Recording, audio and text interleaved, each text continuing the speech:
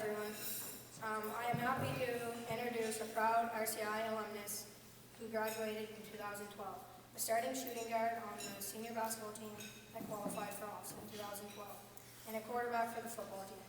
Golf was always his true passion, earning a scholarship first to Wallace State in Alabama, then to Augusta University in Georgia. In 2014, he became one of the only 8 Canadians to ever win a collegiate National Golf Championship by winning the National Junior College Athletic Association Championship. Please welcome back to RCI, Cooper Brown.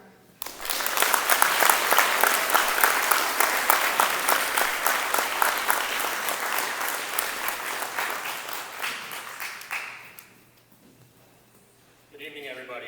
I would like to thank everybody from RCI who invited me to become the guest speaker here tonight.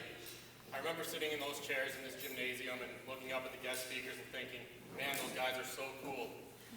I guess the streak of cool guest speakers has finally come to an end. I was driving up today from Peterborough and I was pondering, what am I going to talk about?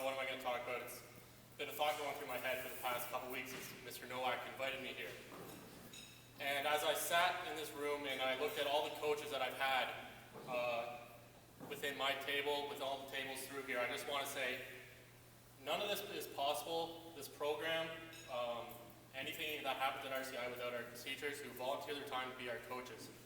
At this only table I have Mr. Edwards, Mr. Ugama, Mr. Curry, there is Mr. Stewart, who else do we got? I know Mike Balger's here, there's Mr. Nowak, everybody who, every time I thought, maybe I won't play sport, they said, no, Cooper, you need to get out. And it wasn't a big push. I was pretty well always ready to play sport, but I remember I didn't want to play basketball, and Mr. Nowak said, I really think you should come out. And it was one of the best things that ever happened to me, because it was a sport that I didn't have a great passion for. And Mr. Nowak always rewarded hard work. I wasn't the most skilled player. I wasn't maybe not the smartest player, but what I learned from Mr. Nowak was if you work hard, you show up to practice, good things will happen and you're going to be rewarded. Throughout my entire life, I've been impacted by coaches. One of the coaches here that has volunteered his time always is Mike Balger. I can't remember the amount of times I was sitting on the atrium out there and he's taking my ankles, whether it was for football or basketball. I remember I tore something in my ankle right along that sideline, and we had to call Mr. Balger to come and tape my ankle, and I just have to say, my ankle's still messed up, so I might need you to come for my next golf tournament. As I graduated from RCI, I went to Wall State Community College, and that's where I met my coach for life, Coach Dan York. I went there as a kid from Renfrew who had never really been out of the county, and there I was in Alabama, and I really wasn't sure what the next step was. And Coach kind of became a father figure to me, and I didn't know if I wanted to take the next step to go to NCAAs. I didn't know if I was good enough. I looked at other players around me and thought, there's no way that I'll be better than the countless guys on my team. And Coach York took me to the range every night, and he set a milk crate of balls beside me, about 1,000 balls every night, and he would put a $1 bill under my arm, and he said, if you hit 1,000 balls without that $1 bill coming out of your arm, you can keep that $1 bill. I think I made about $4 in a semester. Unfortunately,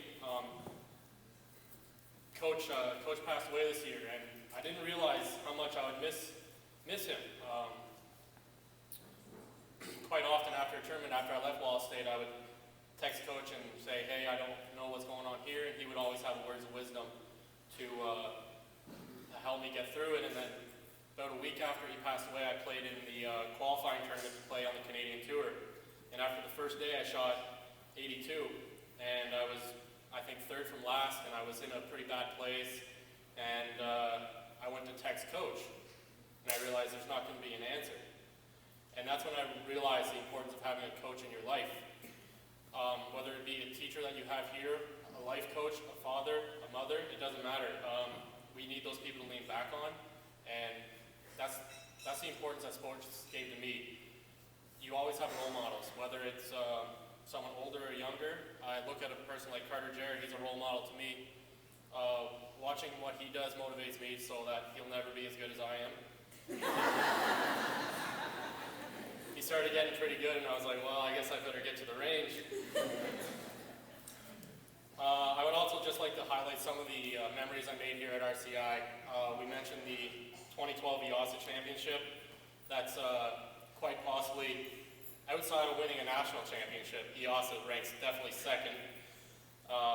From that team we had a great group of guys, and even this past week I met up with a former teammate of mine in Peterborough, and we sat down for 2 hours having lunch, and we talked about the team for 2 hours, but we never talked about a single game.